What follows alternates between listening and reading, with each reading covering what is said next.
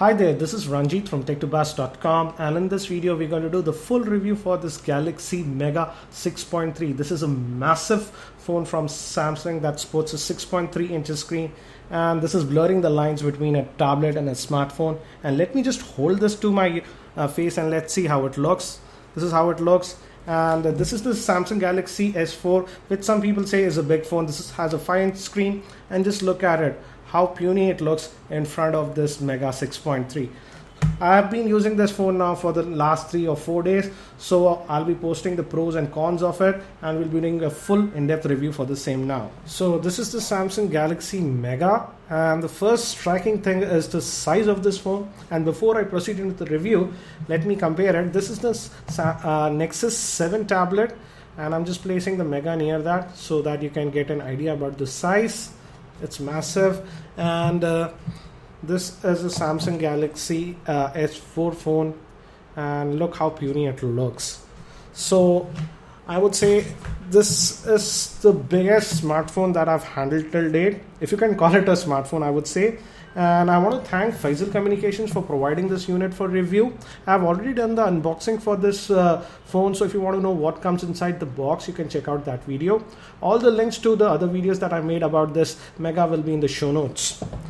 And first thing that I would say is single-hand operations with this phone is actually very difficult, and as you can see, you can hardly reach all the portions of the screens. So I would say that you need to use 2 hands to operate this phone. Samsung has done some things. It has provided this option. Let me show you that.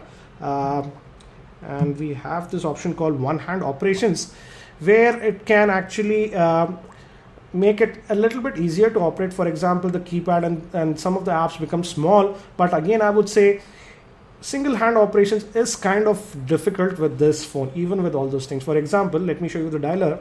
Right away, the dialer is very big, but if you can go to the settings, we have this option of called one hand operations, and that makes it manageable. But again, I would say you need to use actually 2 hands to comfortably use this phone. Coming to the specs, again, the specs are, I would say, kind of not very high end, but very decent. It comes with the Qualcomm S4 processor clocked at 1.7 GHz. That's a dual core processor, not a quad core. The RAM on this is 1.5 gigs, and the GPU on this is Adreno 305. Again, I also did some gaming with this phone, and I have to say the gaming performance also was very good. Coming to the storage, we have this Mega in 2 models. We get it with the 8 gigs of onboard storage and 16. The one we have right now is the 8 gig model, and I would say that if you're going to get this phone, go for the 16 gig version, because let me show you the same. Out of that 8 gig, we only get about 4.5 or so available. And right now, about installing about 4 games and some apps, I hardly have just 595 MB of storage left. Yes, we can add a micro SD card to this one, but you cannot move the apps to that. Again, good thing about this is that Samsung hasn't compromised other things. We get Jelly Bean 4.2.2 out of the box on this one, as you can see. That's the latest version, and highlight of this phone is the screen, I would say. The screen, though it's a 6.3 inch screen, but it's not a full HD 1080p screen, but it's a 720p HD screen. That means the resolution of it is 1280 by 720. Again, that implies that the PPI is not very high, but I would say that the color reproduction and the viewing angles of this phone are very good. Let me show you that. As you can see, even if we tilt it to extreme angles, the screen is very legible. So in terms of the screen quality, I have no issues with this phone. The screen quality that Samsung has put in is very good, and also if you look at it, the phone is actually pretty thin. And actually I was very surprised when I first held this phone, because the phone is also, though it's a massive phone, it's actually pretty light to hold. So in terms of weight, Samsung did a very good job. It's not very heavy, and actually you'll be using it with 2 hands, so it's very comfortable, and actually it's very light compared to some of the other tablets that are of 7 inches. Now let me quickly give you a physical overview of the phone first. On the top, we have this 3.5mm headphone jack, a secondary noise cancellation mic, and we also have a IR blaster on this phone, so that you can control your television, etc. With that, I'll talk about it later. Actually, I made a dedicated video regarding that, so if you are interested in that functionality, you can check out that video. And we have an indent here to open the back cover. we have the power on off button here, and again you might be mistaking this for a steel finish. It's actually plastic, but it looks like it has a steel finish. On the bottom we have the micro USB slot that will be used for charging. This is the microphone, and on this end we just have the volume rocker. Moving towards the back, we have the 8 megapixel camera, and I have to say the camera on this is pretty good. We have a LED flash, Samsung branding, and on the bottom we have the opening for the speaker, and the speaker on this is also pretty adequately loud. And let me open the back cover. You can just pry it open. Again, it's plastic like all other Samsung phones. Also, this phone is NFC capable, and we can add a micro SD card and your micro SIM here, and the battery provided on this is a 3200 milliampere battery. Again, do note that this is a single SIM model. We also have a Mega that is 5.8 inches, that is a dual SIM model, but this Mega 6.3 is just a single SIM model. The battery life, I would say, I didn't do extensive testing, but it could easily last me one working day without any issues, and the battery life, I would say, it's pretty decent. Moving towards the front, we have this front-facing camera, which is a 1.9 megapixel. We have all the other sensors, proximity sensor, ambient light sensor, nice speaker grill, and the voice call quality that I got was great. And you can't see here, but we also have a LED notification light. So if you get SMS, email, or when you're charging, this glows. The massive 6.3 inch screen that we get, and on the bottom we have two touch type capacitive buttons. Let me unlock the phone. This is for the menu, this is for the back, and this is the home key. You can depress the home key for a while and you get to the multitasking tray, and you can also double tap that, and we have this S voice feature if you would like to use that. I'm not going to enable it right now. And as this phone comes out of the box with Jelly Bean 4.2, we do get Google Now support out of the box, and let me show you the same. Who's the President of India? Pranab Mukherjee is the President of India. So as you can see, Google Now also works perfectly fine on this phone. Again, the UI is TouchWiz Nature UI, and we get access up to 7 home screens if you would like. And I would say that again the experience is very similar to the other TouchWiz functions that we get. We do get this quick toggle over here. We also have the auto brightness over here, and another good thing is that you have this 2-finger swipe, and by which you can access all these toggle buttons. And we can also actually hit this and actually edit it, so that if you for example if you want the airplane mode to be at the top, you can do that. So those customizations are there with this phone, and also it borrows some of the advanced features of Galaxy S4. For example, we do get this air view option, and it works with emails and gallery also. Let me show you the same. You don't have to touch the phone, and you can just hover over an image. I'm actually not clicking it, I'm just hovering over it, and you can do preview. This is good for emails, but it doesn't work with Gmail. You have to use the native email app that you get with this phone. That's this one. As we are connected to my Wi-Fi network, let's also just quickly fire up the web browser, and let's just quickly go to our website, that's tech2buzz.com, and let's go to tech2buzz.com. Again, if you noticed how quickly it actually loaded the website, it's pretty quick, I would say, in loading the websites. And also, if you notice, the pinch to zoom gesture is pretty responsive on this phone. Let's just try to open up one of the stories, the Mega 6.3 unboxing story itself, and we have a YouTube video that's embedded on this webpage. So let's try to play it back. And let's hit this. Hi there, this is Ranjit, and in this video we're going to do the unboxing for this Samsung Galaxy Mega 6.3, and this has to be the biggest. So as you can see, it plays it back without any issues. Also, the speakerphone, as I said, is adequately loud, so you won't have any problems with the same. So in terms of web browsing, you shouldn't have any problems with this Mega 6.3. Now coming to media playback, also had very decent experience with this one. And let me first show you the YouTube app. We also have actually Chrome browser pre-installed on this one. This is the YouTube app, and actually let's just go to my own channel, that's Geekyranjit. And let's look at this Xperia L review, and we're going to move it into landscape orientation. Let me skip the ad.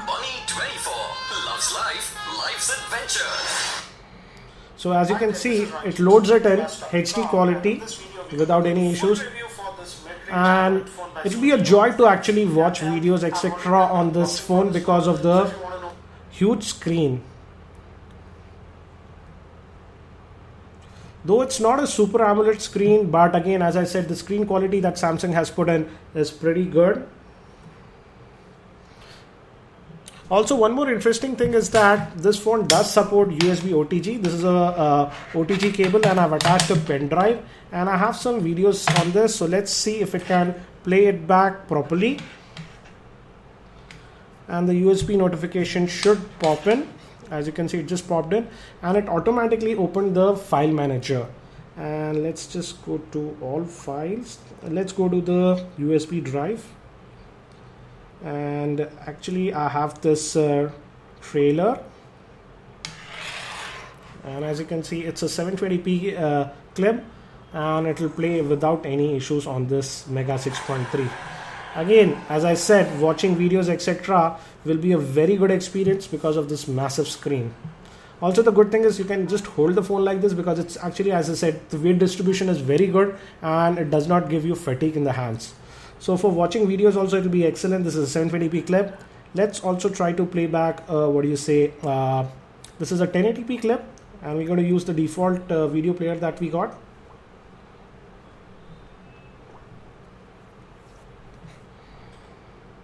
And this is a 1080p clip.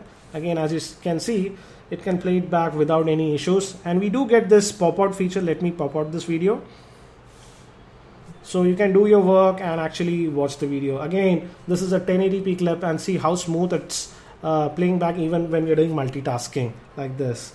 So let me just go to the full screen mode. So in terms of video playback, you shouldn't have any problems with this phone. Again, just download a third-party video player like MX Player. So let me take this out. Samsung also did provide the multi-window option with this one, and also we do have advanced features like S-Beam, NFC, and all those things if you want. And also we have the Smart Stay function, and let me demonstrate the multitasking ability. Just hold this back button for a while and you get this. For example, let's open the web browser first, and this is our web browser, and let's see, I also want to watch the YouTube videos at the same time, so I can just take this video app and pull it down, and now I can watch and do all this. We can actually resize it also based on our liking. So this way you can do even multitasking with this Mega 6.3, and it works without any issues. So that's a good thing. Also, the RAM on this is 1.5 gigs, and let me show you how much is available. And for that, first let me kill all the apps that are running. You can just hit this button and it'll end all the tasks. But let's also just go here and clear all the memory.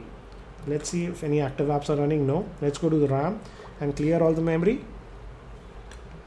And now let me just fire up this app called Android System Info.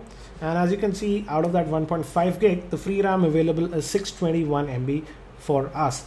And I would say for the most part, the phone is very responsive and very fluid to use.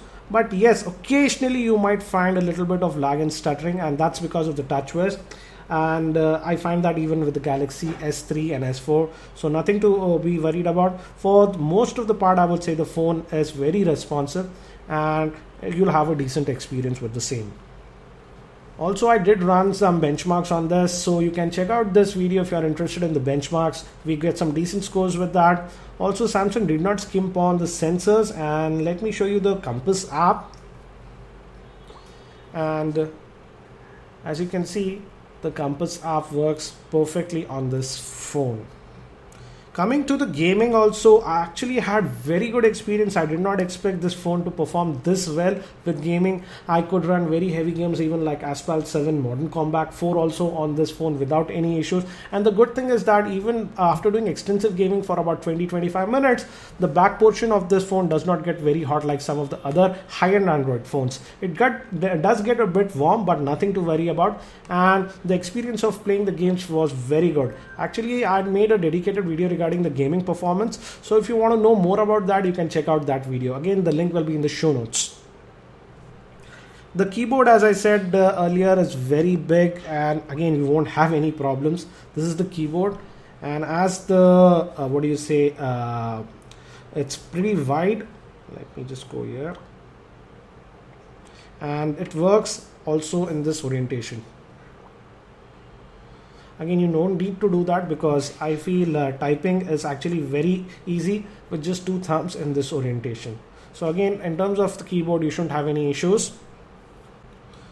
So I would say overall it's a very decent, in terms of performance, I would say it's very decent. As of now, at the time of making this video, this phone hasn't launched in India, and this Mega 6.3 is expected to launch by the end of June in India, and the pricing as of now is not yet confirmed, but I've heard that the pricing will be in the range of rupees 31 to 32,000 in India. So what do I feel about the Samsung Galaxy Mega 6.3? In terms of overall performance, I would say as a phone, it performs brilliantly. Actually, it performs pretty well. Also, it can do high-end gaming without any issues. The camera on this is pretty decent, and also we do have additional functionality like multitasking, and we also have the Watch On app by which you can control televisions, etc. So in terms of that, I would say it's pretty decent. The downsides are that I would suggest that don't go for the 8 gig version because the storage is a bit limited, and go for the 16 gig if you can go with that. The biggest issue with this phone that I have is the size of this phone. Again, it might be comfortable for few, but I would say I'm holding the phone like this, and I have to actually stretch my hand and just look at it. I would say that this phone will be ideal for people who like to use their devices more or less like a tablet rather than a smartphone. And I would suggest that if you are planning to purchase this phone, I would suggest that you go to a physical store, check out this phone in person and handle it for about 5 minutes, and then decide if this phone is comfortable to use or not. Again, I have also done some various other videos on this Mega 6.3 like gaming, benchmarking, and the Watch On app, etc. All those links will be in the show notes, so you can check them out also. I hope you found this video review helpful. If you found it helpful, I'll appreciate if you can click the like button given below. That's it for now. This is Ranjit, and I hope to see you in my next video.